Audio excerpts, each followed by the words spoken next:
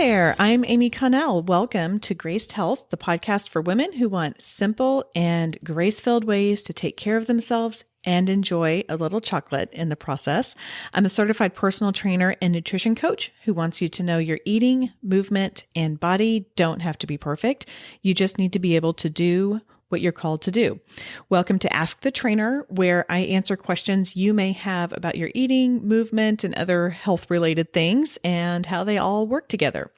Today's question is, how can I get a better night's sleep? Oh gosh, sleep, it's so precious, and sometimes it's so hard, and we wake up in the middle of the night, or we go to bed and we're awake for hours, and it's just horrible. I mean, nothing is more frustrating than watching that clock just number after number after number roll over. So if that has happened to you, boy, I get it. And I have been there every now and then. I'm pretty lucky. I sleep well most of the time. And I will tell you, I think that's because I have developed a few hacks. Now, that's not to say that I don't have my own sleepless nights. My mind will get going, or, I might eat something that doesn't agree with me. But for the most part, I'm really lucky in that way.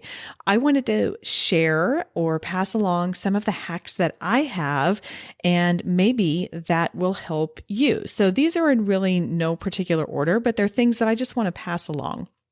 Number one, and I don't do these, by the way, these are not things that like I do consistently every night, but they are things that I have noticed can help me whenever I do have the occasional sleep issue. And I do want to say before I get going, if you are consistently not sleeping well, then that is way out of my scope. And I recommend that you get some help with it. Call your doctor, get a sleep specialist. Like, these are just for like those nights that you're like, oh man, I really messed up, or, you have a couple days. But if you're consistently not sleeping well, then that is way out of my pay grade. So get some help. Okay. So here are a couple different hacks. Number one, foam roll your back. So this is not something I have to tell you that there's like not scientific evidence about it, but I have really noticed when I foam roll my back, just a few times. So I'll start like in my lower back, and then I'll move to my bra line, and then I'll move up, and I'll just kind of go real nice and slow, 3 to 5 times on each side. There's just something about that. I sleep deeper. Now, as far as how to do it safely, do some research. Go, look on YouTube. I'm going to post a video with instructions on it, because you don't want to roll too much like on your neck or in a couple places, but foam rolling my back really helps. Another thing that you might try is tart cherry juice capsules. Tart cherry juice it's one of the few sources or natural sources of melatonin, which is the sleep hormone. It also has anti-inflammatory properties. So if your body is in an inflamed state, this might be really helpful. Now, you can drink tart cherry juice, or I prefer the capsules because it doesn't have all the sugar in it.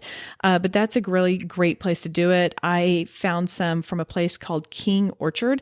I will put the links in the show notes so you can have it if you want to check it out. But those are really helpful with sleep as well. Another one is magnesium. So magnesium I did a whole post on it, so I won't get into it. I'm going to link this. Sorry, I'm putting all kinds of links in here today. But magnesium relaxes our muscles. That's one of its functions. It's also an electrolyte. And when you are deficient in it, your muscles are not going to relax as well. I love the brand Natural Calm. I typically take like a teaspoon of this every night from about March to October, because when I sweat, I'm sweating out that magnesium, or there's just something about that hotter weather, and I get muscle twitches, which wake me up. And the Natural Calm magnesium really seems to help that. Here's another thought. Yoga, where you don't have to take anything. try just doing yoga. There's something about that deep breathing. There is a study from Harvard Review that reported a national study saying that over 55% of people who practice yoga reported improved sleep. Again, just do some YouTube searches on yoga if you need to know where to start, but that is a really great place. Another one, limit your alcohol. I know, but I'm telling you that red wine in particularly, yeah, it'll put you to sleep, but it will tap you on the shoulder at 2 a.m. And it's kind of like a toddler in your bed, a really hot toddler in your bed at 6 a.m. on a Saturday, and they won't let you go back to sleep.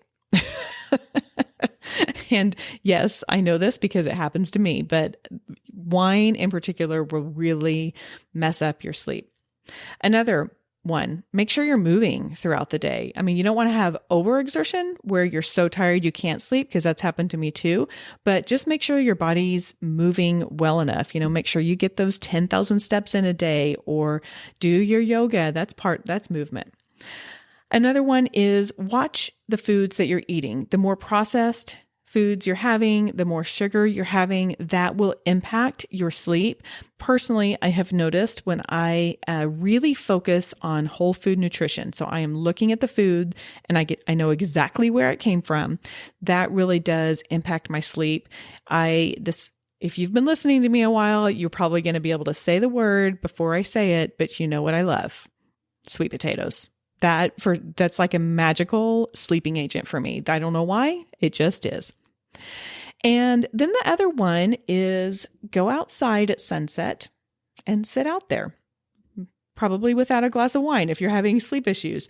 And I know that's tough to do. I mean, we're talking, we've got activities and dinner and life and all of that kind of stuff. And especially right now, it's getting dark so early, but taking the time to sit outside will kick in that melatonin that your body naturally produces, and it'll help signal to your body that, okay, it's time to wind down. Meditation is also really helpful for sleep. And just as a side note with meditation, it helps me, strangely, it really wakes me up for the afternoon. I've been trying to meditate more around like 1, and then I'm like, okay, let's go. My brain just doesn't feel so foggy. I'm really kind of enjoying it. So a little side note for the meditation. And then also there's a lot of people who swear by essential oils, peppermint, lavender, cedarwood with lavender, a combo of lemon, peppermint, lavender. Lavender's a big one. So find yourself some essential oils if you are wanting to do that. Now, again, just a reminder, I'm not a doctor. Consult with yours if you have ongoing or serious issues. But if you are just every now and then you have several days where you're having sleep issues, give one of these a shot. You never know. I would also love to hear what you like, what works for you. Head over to the Graced Health Podcast Facebook group and let me know what your go-to sleep hacks are. Okay, that is all for today. Go out there and have a graced day.